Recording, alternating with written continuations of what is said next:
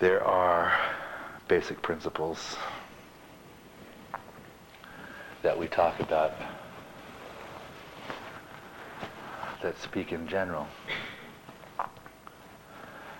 And those principles are important conditioning factors. In other words, increased detachment, in other words, increased renunciation, dispassion, discrimination, abandon, intent.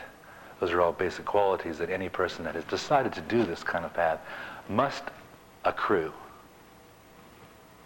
Longing for liberation, you have to want it. You have to be able to conceive of this state.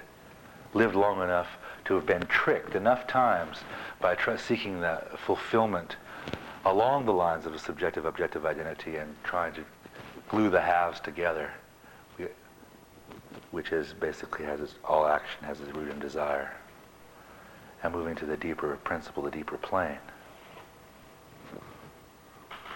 The Kundalini has within its capability the ability to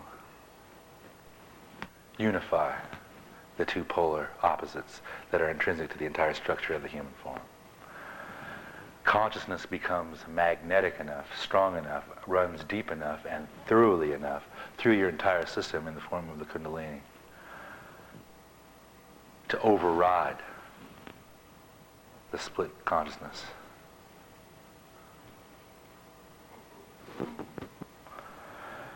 Inasmuch as in this particular time and space, a person, once they're born as a human being, and even running at top speed with the best of luck, good situation from birth to 12 to 15, run into a competent teacher at the soonest possible date, get Kundalini awakening, you still have only like 60, 70, 80 years to perform this task. Then you got to go back out of the bardo, formless, and then come back in and do it all over again. Now, if you can get from point A of Kundalini awakening, you will try to scamper through all the obstacles and get to the point where it's samadhi, which is the basic point where you have figured out all the basic connections and tracked across that terrain of inner terrain of the involutionary process at least once. That gives you a whole other run at a different level of body if you die after that. But if it happens before, it gets much harder.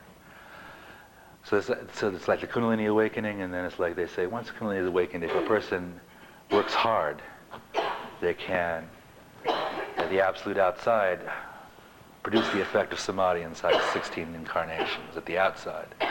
If you work even harder, you can do it in this lifetime. 16 lifetimes is not bad either.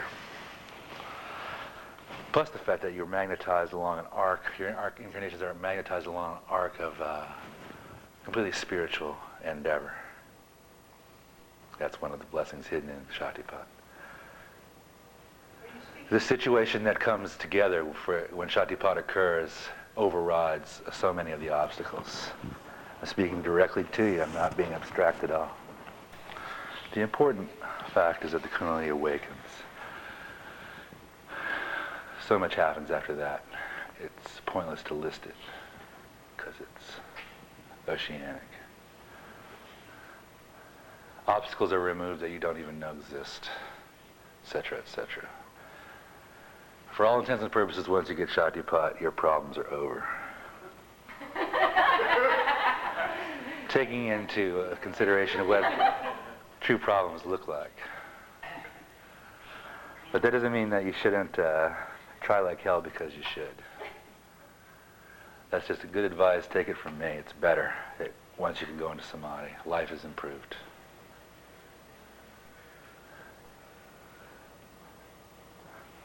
I mean, there are myths to liberation as well, but that quality of liberation where you can break out of the wheel, at least at its coarsest levels, and right up to a lot of other levels, it's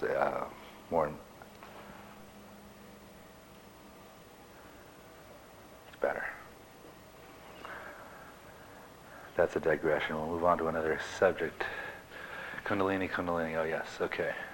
Kundalini exists in both personal and transcendental form as applies to yoga.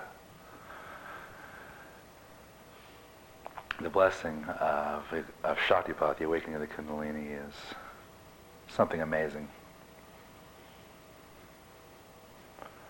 and is the specialty of this path.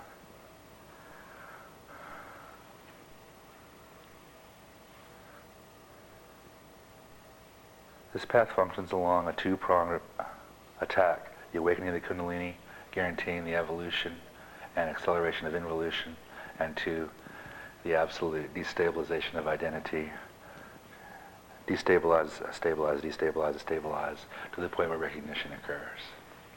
At the same time, you're supported by the presence of the lineage that generates the awakening out of a sense of responsibility and care and love. As this process takes place beyond the mind, yet there are incredibly elaborate experiences of evolution you go through, and that's where you have to learn to listen to the inner speech of the Kundalini. That's the voice of God. It's the presence of the Guru arising.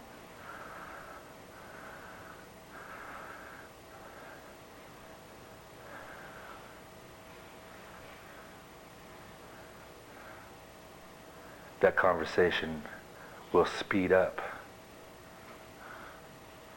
the entire process I'm describing.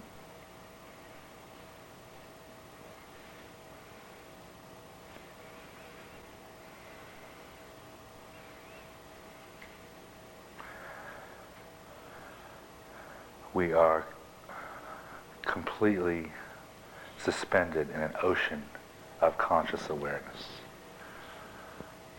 There is no unconsciousness.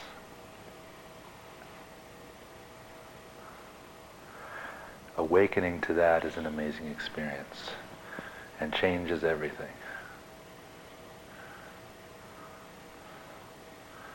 And that's what this is about.